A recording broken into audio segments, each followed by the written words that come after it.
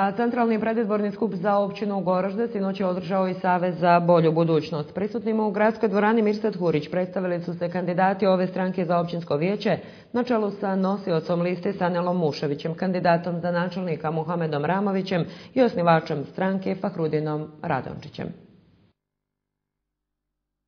Predsjednik SBB Bosne i Hercegovine Fahrudin Radončić prilikom obraćanja na centralnom predizbornom skupu održanom sinoć u gradskoj dvorani je naglasio da trenutno u Bosni i Hercegovini ima oko 540.000 nezaposlenih, da polovina stanovništva ove zemlje živi u siromaštvu, da čak 70% mladih ljudi ne vidi svoju budućnost u Bosni i Hercegovini.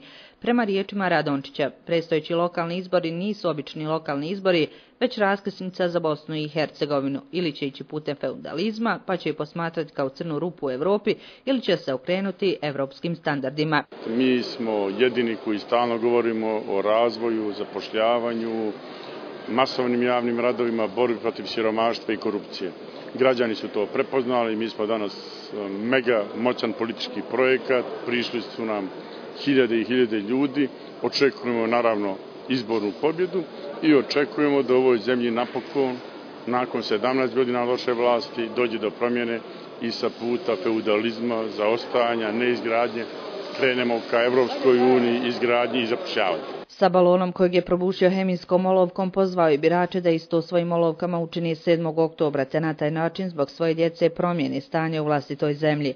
Prisutni u gradskoj dvorani velikim aplauzom pozdravili su i kandidate ove stranke za općinsko vijeće na čelu sa nositeljem liste Sanelom Muševićem, koji je između ostalo kazao: razne poruke su dolazile ovih dana do vas. Jedni vam kažu da su snaga, drugi da idu naprijed i da su za čovjeka, trećima je prije svega Bosna i Hercegovina, a zaboravljaju na veliku mudrost naših deda koja kaže: kada pravda nestane sa lica zemlje, društvo ostaje i bez snage, a čovjek biva bezvredan. Zato, gospodo, prije svega pravda, a sa njom će doći i snaga i napredak, istaknuo je Mušević.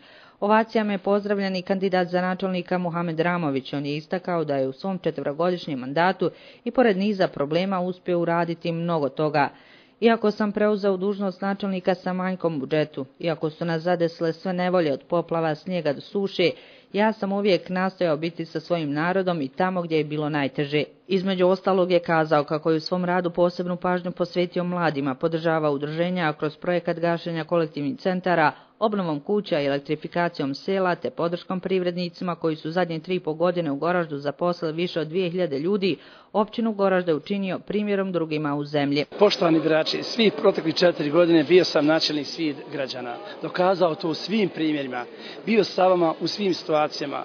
Zbog projekata koje sam počeo i svih onih koje sam zacrtao naredne 4 godine, zato sam se odlučio, naravno uz vašu podršku, da se kandidujem i pozivam vas da podržite načelnika i da 7. oktobra date im povjerenje. Muhamed Ramović između ostalog istakao kako želi da se sva omladina u Goraždu zaposli, te je naglasio da će se već naredne sedmice raspisati tender za 4. industrijsku zonu Biserna, te da ovih dana 2 nove banke dolaze u Goražde. Imam iskustvo, znanje i želju da vas vodim i naredne 4 godine, ako vi to želite, poručio je građanima Goražda Muhamed Ramović, kandidat za načelnika općine Goražde.